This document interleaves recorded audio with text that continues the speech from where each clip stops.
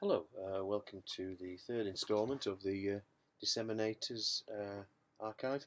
And what I've got here is an early attempt at my new identity, American Typewriter Bold, just sort of disseminating the word disseminator. So I'm working on that at the moment, so I'll let you know when I get there. But what I want to talk to you today about is the Smile in the Mind, which is a well-known kind of graphics reference book here at Preston. We kind of have it as one of our keystone books, and I want to basically, it's available from Phaidon, just concentrate on this page here, which is seasonal, and this piece here,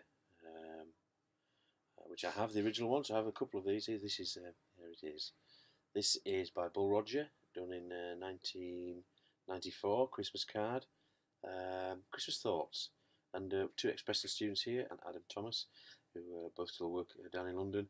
And this was a fantastic example of when you haven't got any idea, can actually be the idea.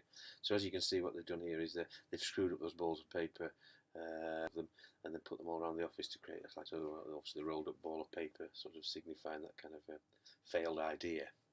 So there we have that, and obviously with this kind of like slightly faux kind of Victorian faded edge there.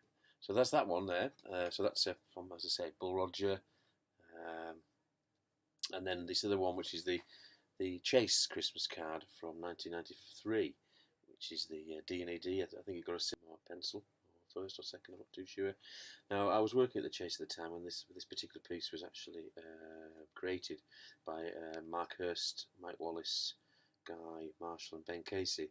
I was sat next to Mark at the time, and interesting story. This is a perfect example of collaboration and how, people, an idea can be improved upon and built upon from one person to the next. So initially, this idea was for a company called Team Spirit, I think, which is a small client that Chase had got in, and it was to do with basically Mark had come up with the idea that basically instead of like buying one 25p first class stamp, and because Team Spirit was basically a team building company who took sort of companies out for weekend bonding, he came up with the idea of taking different denominated stamps to add up to 25. And he showed me this and in a line at the top of a DL envelope. So there was a yellow one, a blue one, a brown one, or whatever, and they all added up. And the idea of basically all the stamps working together to make up the first class amount. Then it was suggested to Mark that maybe the pyramid would be quite a good structure if you put all the stamps in a pyramid, because again, a pyramid is sort of standing for that kind of idea of team building as well. When you get that kind of diagram of people standing on each other's shoulders. So take a few people at the bottom and it falls down. And then it was left at that, and it moved on. And I remember a few hours or days later, somebody came back, and somebody else had spotted that the second class was 2p, and the 5p was brown for the trunk. And by putting them into that triangle card, now this could only really be done on that year. It was 25p, and the next year I think it went up to 26. And the colours changed then, and so fantastic example there coming together. And I think that's when the Chase decided maybe they'd better use it for their Christmas card, because it was such a lovely simple idea.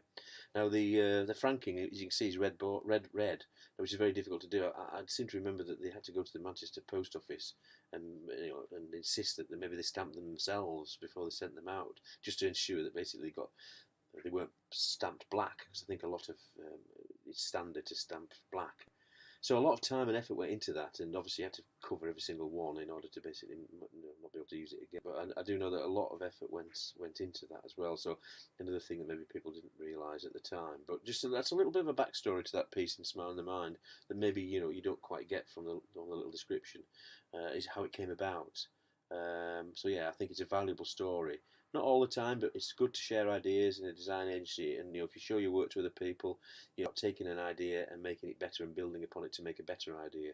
And there's no better idea than that, really. It's one of my classics, one of my favourite pieces of work, I think. The medium and the message, and the fact that it's unique and it can only really been done once, because of the denomination, the year. So yeah, there you go. I think that's and obviously quite rare, I would imagine. Is it philatelists? They might be quite keen on that. I don't know how much that would be worth now for a average stamp collector. But yeah, Merry Christmas from the Chase. So yeah, that concludes my Smile in the Mind section. So yeah, as I say, I think that it'd be worth getting a copy of Smile in the Mind, published by Phaidon. This is the second volume, but yeah, thank you very much.